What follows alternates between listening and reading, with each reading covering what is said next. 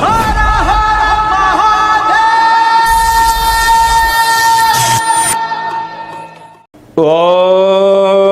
నమః శివాయ.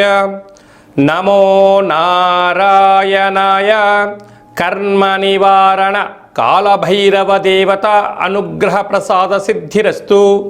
16/4/2026 నుండి 30/4/2026 వరకు ద్వాదశ రాశిలో గ్రహ గమనాలను అనుసరిస్తూ ఎలా ఉందో తెలుసుకుందాం.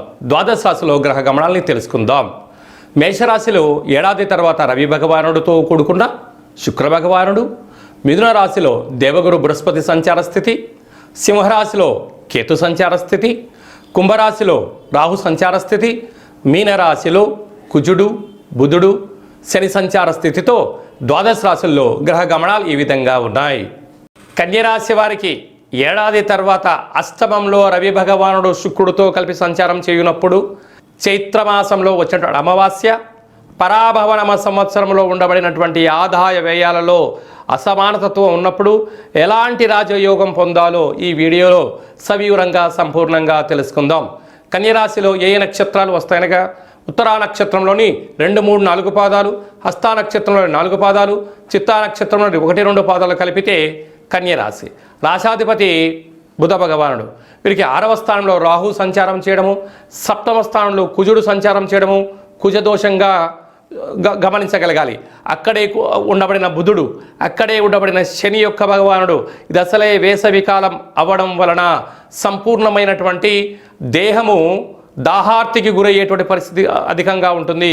చల్లటి నీరు, మజ్జిగ, ద్రవ పదార్థాన్ని స్వీకరిస్తూ సంపూర్ణమైన శరీరానికి తగినటువంటి విటమిన్స్తో కూడుకున్నటువంటి ద్రవ పదార్థాలు స్వీకరించాలి. లేకపోతే అనారోగ్యానికి గురవ్వడము, వడదెబ్బ లాంటివి తగలడము, సన్స్ట్రోక్ ద్వారా హాస్పిటల్కి వెళ్ళే పరిస్థితి చాలా అధికంగా ఉంటుందని చెప్పి గమనించాలి. ఏడాది తర్వాత రవి భగవానుడు అష్టమంలో సంచారం చేస్తున్నాడు కనుక కోపానికి ఆవేశానికి చాలా దూరంగా ఉండాలి. శాంతం, దయ, సంపూర్ణమైనటువంటి పంచభూతాలకు దగ్గరగా ఉంటూ సూర్య నమస్కారం తప్పక చేయాలని చెప్పి గుర్తుపెట్టుకోగలగాలి. ఈ కన్యరాశి జాతకులు సూర్యారాధన చేయడం వలన, పక్షులకు, కాకులకు, ఆవులకు నీటిని దానము చేయడం వలన అష్టమ అనారోగ్య దోషాన్ని తొలగించుకొని ఐశ్వర్యాన్ని పొందగలరు.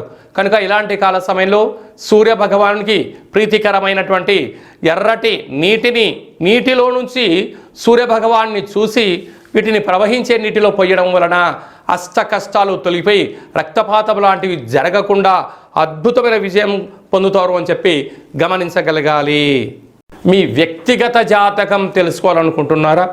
మీ యొక్క పేరు, పుట్టినటువంటి తేదీ, నెల, పుట్టినటువంటి సంవత్సరము, సమయము రాసి ఈ కింది వరకు వాట్సాప్ ద్వారా మీరు పంపించగలిగినట్లయితే 100 సంవత్సరాల జాతకాన్ని రాసి పంపించి మీరు పుట్టినప్పుడు గ్రహ గమనాలు ఎలా ఉన్నాయి, ప్రస్తుతం ఎలా ఉంటున్నాయి, ఈ పరాభవన సంవత్సరంలో ఎలాంటి విజయాలు పొందాలో తెలియచేస్తూ రాబోయేటువంటి కాలంలో అద్భుతమైన యోగాలను, దోషాలను తెలియచేస్తూ మీ యొక్క జీవితంలో సువర్ణమయంగా కావాలని కోరుకుంటున్నాం కనుక ఈ కింద సంప్రదించి తెలుసుకోగలరు.